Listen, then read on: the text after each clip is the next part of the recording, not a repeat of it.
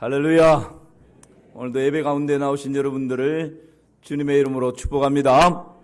여러분 잘 나오셨습니다. 하나님께서 오늘 예배 가운데 나오신 여러분들에게 큰 은혜와 복을 주실 것입니다. 조선시대에 어느 백정이 있었답니다. 어느 날 2명의 양반이 이 백정에게 고기를 사러 왔습니다. 첫 번째 양반이 어이 백정 고기 한 것만 줘봐, 그렇게 얘기합니다. 그리고 또 두 번째 양반도 고기를 주문하는데 어이 박서방 고기 한 것만 주게, 그렇게 주문을 합니다. 백정이 고기를 잘라서 첫 번째 양반에게도 주고 두 번째 양반에게도 주었습니다. 그랬더니 첫 번째 양반이 자기 고기를 딱 받고 두 번째 양반 거하고 비교를 해보니까 훨씬 적은 거예요. 그래서 첫 번째 양반이 열받았습니다. 막 불평이 나옵니다. 아니 백정, 왜 내 고기는 저 사람 고기보다 적냐고, 저 사람이 왜 내 고기보다 똑같은 한 건인데 왜 이렇게 저 사람 고기가 더 많냐고, 그렇게 막 따지듯이 불평을 했더니만 백정이 이렇게 말합니다. 당신 고기는 백정이 잘랐고 저 양반 고기는 박서방이 잘라서 그렇습니다. 사자성어 가운데 어이아이라고 하는 사자성어가 있죠. 어이아이. 그러니까 아 다르고 어 다르다, 그 말입니다. 여러분 우리가 귀로 먹는 보약 오늘 20번째, 오늘로 마무리합니다. 계속해서 말에 대해서 듣고 언어의 습관 또 언어의 방법들에 대해서 계속 들었는데 여러분 똑같은 내용을 전달하는데 어떤 사람이 전달할 때는 기분이 나빠요. 똑같은 내용인데 어떻게 저렇게 또 살짝 가시를 넣어가지고 그렇게 툭 전달을 하지? 여러분 그럴 때가 있지 않습니까? 그런데 똑같은 내용을 전달하는데 어떤 사람이 전달할 때는 마음이 푸근해져요.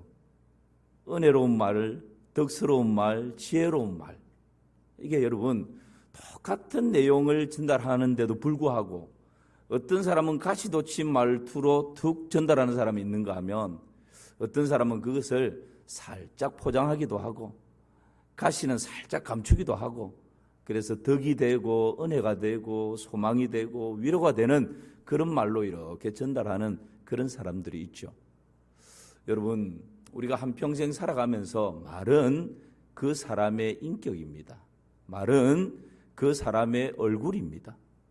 그래서 오늘 귀로 먹는 보약 20번째 마무리하면서 우리가 한평생 닮아가야 할 모델이 있다면 그분이 누구십니까? 예, 그렇죠. 예수 그리스도십니다. 그래서 귀로 먹는 보약을 마무리하면서 예수님께서는 어떤 언어를 사용하셨는가, 어떻게 말씀하셨는가, 그래서 귀로 먹는 보약 오늘은 예수님의 말 해서 함께 나누려고 합니다. 요한복음 13장 15절 말씀 같이 한번 읽어볼까요? 내가 너희에게 행한 것 같이 너희도 행하게 하려 하여 본을 보였노라. 이 말씀은 예수님이 최후의 만찬을 하실 때 예수님이 갑자기 수건으로 허리를 불끈 동이시고 제자들의 발을 다 이렇게 씻겨주시는 거예요. 그러면서 예수님께서 내가 너희에게 지금 이렇게 섬기는 것처럼 내가 이렇게 하는 이유는 너희도 나를 본받아서 똑같이 다른 사람을 그렇게 섬기게 하기 위함이다, 그렇게 말씀하십니다. 여러분 섬김에 있어서도 우리는 예수님을 본받아야 될 줄 믿습니다. 기도에 있어서도 누굴 본받아야 돼요? 예수님을 본받고, 전도에 있어서도 누굴 본받아요? 예수님을 본받고, 성품에 있어서도 우리가 본받아야 할 표준이 되고 기준이 되고 모델이 되는 분은 누굽니까? 예수님이셔요. 그렇다면 이 언어 생활에 있어서도 말에 있어서도 우리의 표준과 기준이 되는 우리의 변함없는 모델이 되시는 분은 누구십니까? 예수님이셔요. 그래서 오늘은 예수님께서는 어떤 말을 하셨는가, 예수님의 언어에 대해서 우리가 3가지로 생각하고 귀로 먹는 보약을 마무리하려고 합니다. 할렐루야. 첫 번째는 예수님은 어떤 말을 하셨는가? 첫 번째는 침묵의 말입니다. 무슨 말이라고요? 침묵의 말. 침묵도 말입니다. 침묵은 뭐라고 그러죠? 금이다 라는 말이 있죠. 예수님은 때때로 침묵하셨습니다. 무언가 말씀하실 법한데 입을 열지 않으실 때가 많았습니다. 가난한 여자가 예수님께 와서 소리칩니다. 다윗의 자손 예수여, 나를 불쌍히 여기소서. 내 딸이 흉악한 귀신이 들렸습니다. 그렇게 딸의 이 고통을 좀 고쳐달라고 예수님께 와서 간절하게 소원합니다. 여러분, 딸이 흉악한 귀신이 들려서 고통당하는 모습을 바라보는 이 어미의 가슴이 어떨까요? 찢어지지 않겠습니까? 그 어미의 가슴을 가지고 예수님께 와서 도와달라고 요청하는데 예수님이 어떻게 보면 참 냉정하신 것 같습니다. 마태복음 15장 23절 말씀 같이 읽습니다. 예수는 한 말씀도 대답하지 아니하시니, 예수님이 딱 침묵하시는 거예요. 그렇게 외치는데, 도와달라고 절규하는데 예수님이 침묵하십니다. 한 말씀도 대답지 아니하셨다라고 말씀합니다. 때로는 침묵이 웅변보다 더 큰 힘이 있는 줄 믿으시기 바랍니다. 여러분, 말을 많이 한다고 힘이 있는 게 아니에요. 결정적인 순간에 침묵이 그 어떤 웅변보다도 더 능력이 있고 힘이 있을 때가 있습니다. 지금 예수님이 그러한 것이죠. 한참 예수님이 침묵하시니까 이 여인이 막 예수님을 따라다니면서 소리칩니다. 그러니까 제자들이 예수님께 아우 귀찮으니까 이 여인 좀 보내라고 그렇게 요청을 하시죠. 그때 예수님께서 이제 침묵을 깨고 한마디 말씀을 하시는데, 자녀의 떡을 취하여 개들에게 던짐이 마땅치 않다. 아유, 이 여인을 지금 개라고 표현을 하는 거예요. 자녀들의 떡을 취하여 개들에게 던지는 것이 마땅치 않다. 다른 말로 하면 유대인들에게 흘러가야 할 은혜를 이방인들에게 나누는 것이 합당치 않다. 이렇게 지금 예수님 말씀하시는 것입니다. 그때에 이 여인이 여러분 예수님께 뭐라고 말씀하시는지 한번 보십시오. 말하는지 보십시오. 같이 읽어볼까요? 시작. 이 여자가 이르되 주여 올소이다마는 개들도 제 주인의 상에서 떨어지는 부스러기를 먹나이다 하니, 주여 올소이다마는 개들도 제 주인의 상에서 떨어지는 뭘 먹어요? 부스러기. 자존심 상합니다. 마음에 상처받는 일입니다. 그런데 이 여인이 여러분 침묵하는 예수님을 따라다니면서 외치면서 절규하면서 그 마음에 뭔가 더 간절함이, 더 절박함이 생긴 거예요.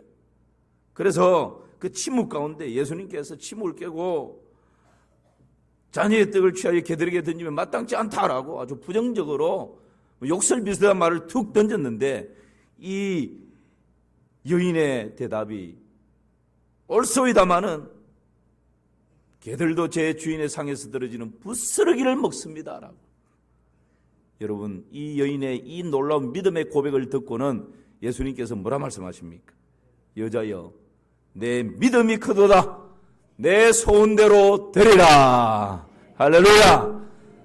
내 소원대로 되리라. 자유케 되는 거죠. 노임을 받는 거죠. 여러분, 이 이방 여인, 가난한 여인, 이 여인에게서부터 이 깊은 상처가 있는 여인, 자녀 때문에 늘 기죽어 다니는 이 여인, 여러분, 이 여인의 그 깊은 상처 깊숙한 곳에서 어떻게 이런 믿음의 고백을 끌어낼 수 있습니까?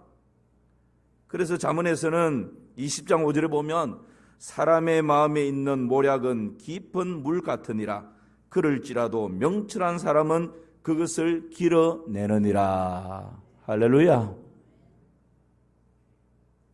침묵이 금보다 귀한 이유입니다. 예수님의 침묵이 이 가난한 여인의 그 상처 입은 깊은 마음 가운데에서 이 믿음의 고백을 끌어내게 만드는 통로가 된 것입니다. 그래서 여러분, 침묵은 어떤 웅빙보다도 큰 능력이 있습니다. 우리 예수님은 죄가 없으신 분이신데 예수님이 신문을 받기 위해서 빌라도의 법정으로 가십니다. 억울한 지금 심판을 받는 것이죠. 그때 우리 예수님 어떻게 하셨나요? 마태복음 27장 12절 말씀. 시작. 대제사장들과 장로들에게 고발을 당하되 아무 대답도 아니하시는지라. 죄 없으신 예수님께서 지금 고발을 당하여 신문을 당하는데 여러분 충분히 항변할 수 있고 충분히 변론할 수 있지 않겠어요?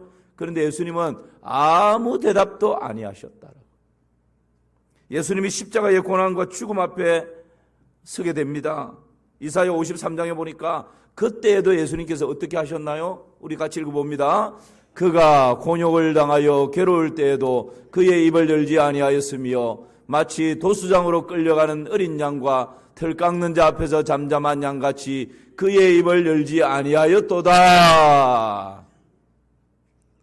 여러분, 예수님께서 지금 십자가의 길을 가시는데 그 고난의 길을 가시는데 마치 도수장으로 끌려가는 어린 양처럼 그 입을 열지 아니하셨다라고. 예수님께서는 이 십자가의 죽음 앞에서도 침묵하십니다. 억울함이 있는데 충분히 항변할 수 있고 변론할 수 있는데 왜 예수님께서 이렇게 침묵하십니까? 그것은 이 길이 하나님께 순종의 길이었기 때문에 그렇습니다.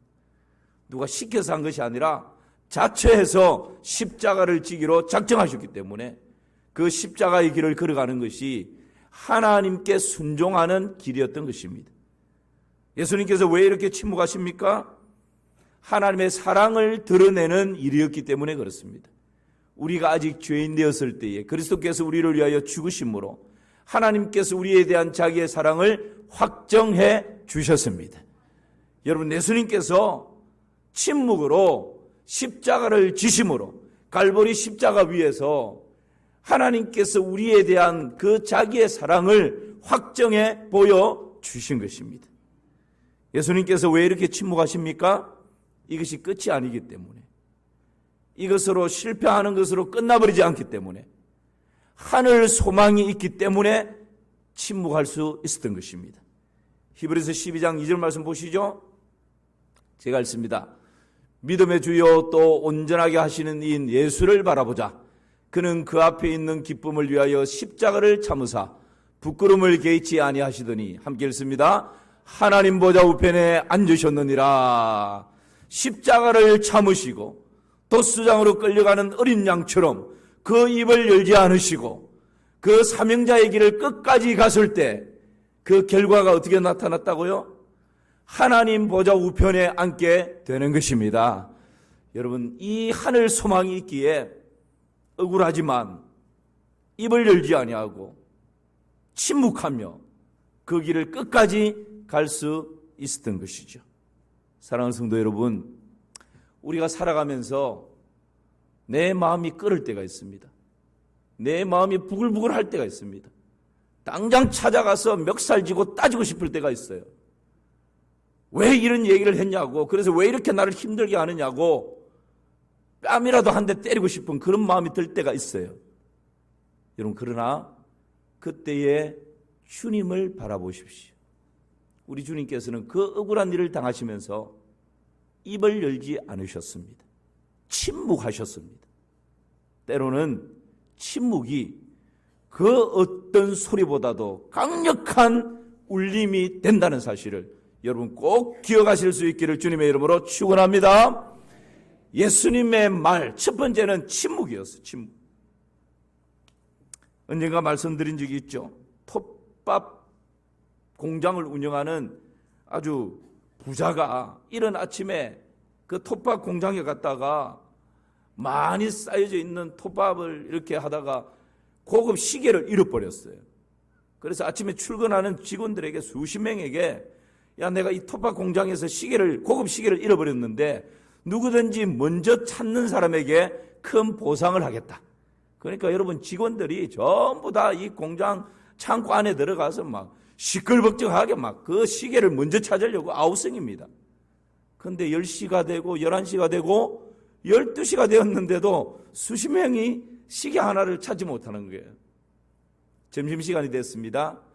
전부 다 시계 찾는 것을 내려놓고 다 식당으로 밥 먹으러 갔습니다. 그때 10대의 이 소년 직원 한 명이 여러분 그 톱밥 창고로 와서는 조용히 들어갑니다. 그리고는 10분이 채 지나지 않았는데 그 고급 시계를, 손목 시계를 딱 찾아서 들고 나오는 거예요. 이것을 바라본 이 사장이 깜짝 놀랍니다. 아니 수십 명이 오전 내 찾아도 찾지 못했던 이 시계를 어린 소년이 어떻게 들어가서 10분도 안 돼서 찾아 나왔지? 야, 어떻게 된 거냐고. 그랬더니 이 소년이 이렇게 말합니다. 창고에 들어가서 아무 일도 하지 않고 가만히 앉아 있었습니다. 고요하게 조용하게 앉아 있었습니다. 그랬더니 어디선가 째깍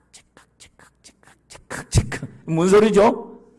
째깍 소리죠. 째깍 시계 소리가 들렸습니다. 그래서 그 소리를 듣고 거기 가서 살살살 했더니 이 시계가 나왔습니다. 여러분, 세상은 분주합니다. 세상은 소란스럽습니다. 이 분주하고 소란스러운 세상 가운데 우리마저도 분주하게 정신없이 소란스럽게 그렇게 살아가는 것이 아니라 조용함과 침묵 가운데 하나님의 음성에 귀를 기울일 때 하나님께서는 천둥 소리에 바람 소리에 아니라 고요한 주님과 함께하는 이 고요한 시간, 주님의 보좌 앞에 내 마음을 쏟네. 그 시간 가운데 주님의 음성을 듣게 될 줄 믿습니다. 이게 침묵의 말이에요. 우리 예수님은 침묵으로 말씀하셨습니다. 여러분, 우리가 살아가는 가운데 침묵의 언어를 아름답게 잘 사용하시기를 주님의 이름으로 축원합니다. 두 번째는 예수님의 말은요, 책망의 말이었습니다. 기로 먹는 보약은 칭찬도 있고 격려도 있고 축복도 있습니다. 그런데 때로는 따끔한 책망의 말 한마디가 엄중하게 야단치는 꾸중의 한마디가 여러분 그 영혼을 소생케 하고 그 사람을 살리는 힘이 있습니다. 잘못된 것을 뻔히 알면서도 그냥 덮어버리면 안 됩니다. 자녀가 지금 잘못된 길을 가고 있는데 그 끝자락은 벼락인데 그 끝자락은 많은 길인데 여러분 그것을 보고 있을 부모가 어디 있겠어요? 야단을 쳐서라도 거기에서 돌이키게 하는 것이 부모의 마음이죠. 그래서 우리 예수님은 위로하고 격려하고 그런 언어를 많이 구사하셨지만 책망하는 것을, 따끔하게 꾸중하는 것을 서슴지 않았습니다. 여러분 마태복음 23장 27절 말씀 보실까요? 시작. 화 있을진저 외식하는 서기관들과 바리새인들이여 회칠한 무덤 같으니 겉으로는 아름답게 보이나 그 안에는 죽은 사람의 뼈와 모든 더러운 것이 가득하도다. 여러분 우리 예수님께서 이 서기관들과 예식하는 바리새인들을 책망하시는데 뭐라고요? 회칠한 무덤 같으니 겉으로는 번지르하게 아름답게 보이는데 그 속에는 죽은 사람이 썩어져가는 냄새가 나고 뼈가 나뒹구는 더러운 것이 가득하다라고. 형식과 외식과 가식과 가정스러운 것과 가면을 쓰고 있는 이중적인 위선적인 그런 사람에 대해서 예수님께서 직격탄을 날려버려요. 지금 네 모습을 보니까 겉으로는 회를 칠해가지고 깨끗한 것 같고 아름다운 것 같고 멀쩡한 것 같고 아주 젠틀해 보이는데 그 속에는 지금 시체가 썩어서 냄새가 나고 구더기가 버글버글한 그런 모습이다라고. 여러분 예수님이 나아가서는요, 이 뱀들아, 이 독사의 새끼들아, 욕설에 가까운 책망을 아주 따끔하게 하십니다. 여러분 이렇게 엄중하게 책망하시는 이유가 뭡니까? 책망을 위한 책망이 아니에요.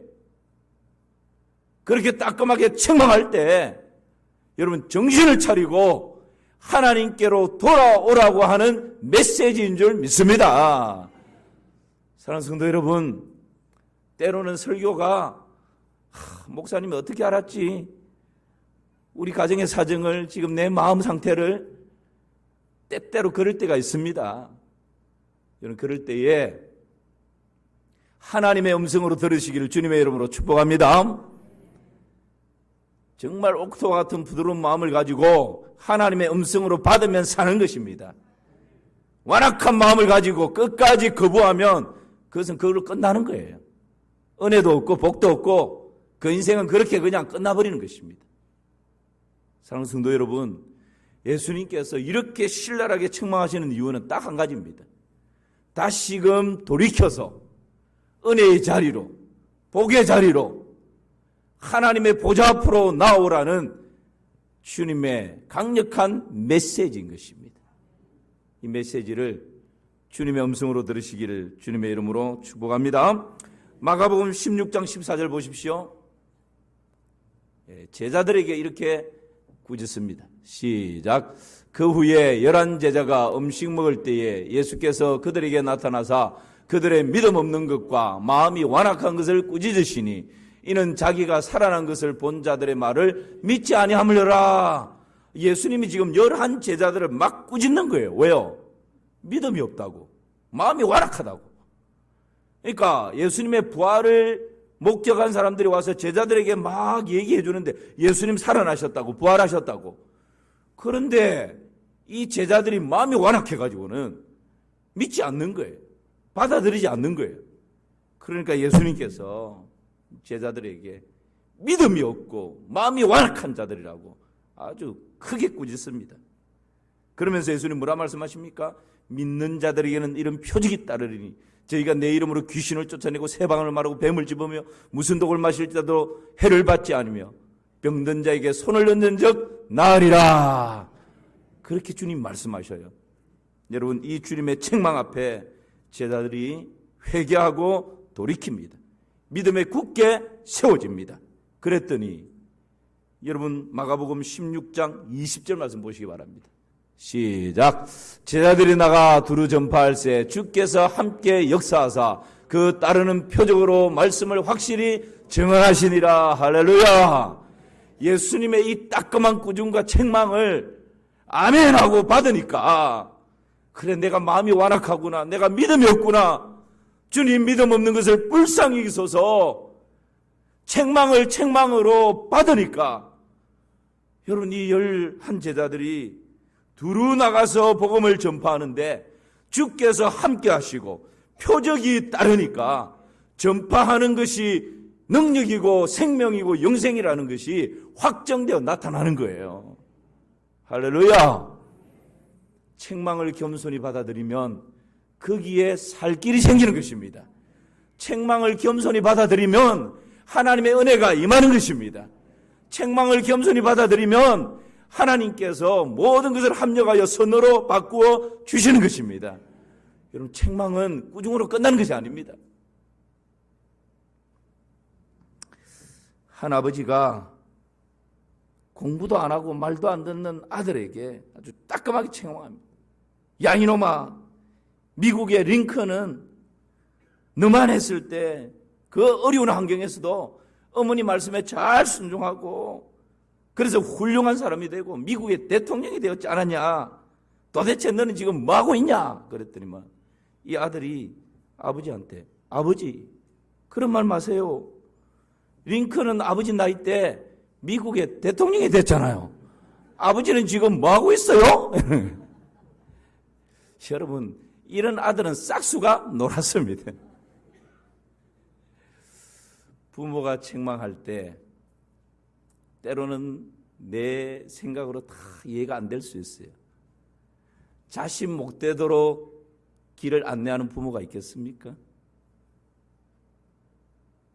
여러분, 인생을 더 많이 살았기에, 더 많이 경험했기에, 너무너무 사랑하는 자녀기에, 내 새끼기에 때로는 책망하면서 바른 길 가라고 그렇게 지도하는 거 아니겠습니까? 우리가 부모님의 책망도 달게 받아야 하지만 때로는 하나님의 책망이 몸부림칠 정도로 따끔하게 다가올 때가 있습니다. 그때 여러분 거부하지 마시고 아프면 아플수록 하나님의 사랑이 더 뜨겁게 느껴지시기를 주님의 이름으로 축원합니다. 그것이 다시금 회복하는 길입니다. 마지막 하나는 생명의 말입니다. 무슨 말이라고요? 다시 한번 정리해 봅시다. 예수님의 말. 첫 번째는 무슨 말요? 침묵의 말이요. 두 번째는요? 책망의 말. 세 번째는 생명의 말. 예수님은 언제나 살리는 말을 하셨습니다. 간음하다가 현장에서 잡힌 여인, 무리들이 다 흩어져 버렸습니다.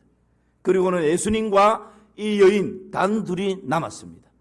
그때 여러분 예수님께서 이 여인에게 뭐라고 말씀하십니까? 요한복음 8장 11절 우리 같이 읽어볼까요? 시작. 예수께서 이르시되 나도 너를 정죄하지 아니하노니 가서 다시는 죄를 범하지 말라 하시니라. 여러분 이 여인은 지금 사람들로 이렇게 둘러싸여서 돌팔매질을 맞으면서 죽을 수밖에 없는 처지였어요. 간음하다가 현장에서 붙들려 왔으니까 수치와 부끄러움과 저주와 모든 수모, 두려움 그 가운데 벌벌벌벌 떨다가 예수님 때문에 무리들이 다 흩어집니다. 그리고 이 여인과 예수님 단둘이 남았습니다. 여전히 두려움에 떨고 있습니다. 무리들은 갔지만 이 예수님에 의해서 이제는 죽겠구나. 그 두려움과 수치와 부끄러움과 저주 아래 떨고 있는 이 여인을 향해서 우리 주님 뭐라 말씀하십니까? 나도 너를 정죄하지 아니하노니 가서 다시는 죄를 범하지 말라. 할렐루야. 새로운 인생의 기회를 열어주시는 것이죠. 이것이 여러분 살리는 말입니다. 예수님의 말씀은 희망의 말이요 생명의 말이었습니다. 12년 동안 혈류병으로 고생한 여인이 있었습니다. 이 여인은 모설병을 고치기 위해서 별의별 노력을 다합니다. 유명한 의사를 찾아가서 진단을 해봤지만 고치지를 못합니다. 좋은 약은 다 써봤지만 차도가 없습니다. 그렇게 의사를 찾고 약을 찾느라고 모든 재산을 다 탕진해버렸습니다. 그럼에도 불구하고 병은 더 깊어만 갔습니다. 절망입니다. 희망이 보이지 않습니다. 그때 이 여인의 마음속에 예수님을 찾아야겠다, 예수님을 만나야겠다라는 결심이 있습니다. 그런데 장애물이 많습니다. 예수님을 만나기 위해서 가면 무리들이 에워싸여 있을 텐데 어떻게 그 무리들을 뚫고 가야 할지, 나는 부정한 여인인데 만약에 무리들 중에 이 여인은 혈류병이 있는 부정한 여인이라고 말하면 들키게 되면, 발각되면 어떤 변을 당할지도 모릅니다. 위험합니다. 여러 가지 장애물이 있지만 이 여인은 나의 이 병을 고치기 위해서 예수님을 찾았고 예수님께 더 가까이 나아갔습니다. 마침내 예수님께 가까이 접근을 했습니다. 그런데 이 여인이 주님, 저의 병을 좀 고쳐주십시오. 제가 12년 동안 혈류병으로 고생하고 있습니다. 의사들을 다 찾아봤지만 아무도 제 병을 고칠 수가 없습니다. 주님, 저를 좀 살려주십시오. 이렇게 외칠 법한데 여러분 이 여인에게는 그런 용기가 없었습니다. 무리들은 있고 나는 부정한 여인이고 주님께 작정을 하고 가까이 다가오기는 다가왔는데 그 주님께 그렇게 말할 수 있는 용기가 없는 거예요. 그래서 이 여인이 하는 행동이 뭡니까? 예수님의 옷자락을 아마 떨리는 손으로 그 예수님의 옷자락을 살며시 잡습니다. 여러분 이 수치와 이 불안함과 두려움, 이 마음을 안고 떨리는 손으로 예수님의 옷자락을 살며시 잡는 이 여인의 마음은 어떤 마음이었을까요? CCM 찬양에서 그 마음을 이렇게 표현을 합니다. 주 발 앞에 무릎 꿇고 그 사랑 안에 안기네.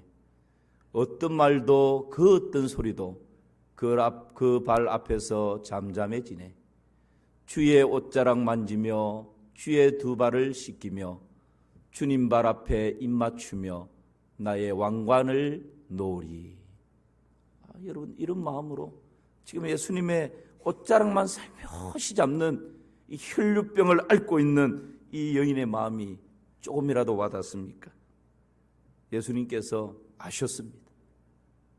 내게서 능력이 나갔다는 것을 아셨습니다. 그래서 예수님이 주위를 둘러보면서 내 옷에 손을 대었느니라. 누가 손을 대었는지. 그랬더니 이 여인이 깜짝 놀라면서 예수님께 모든 것을 다 고백합니다. 그랬을 때 예수님께서 이 여인에게 여러분 뭐라고 말씀하십니까? 마가복음 5장 34절 말씀 시작.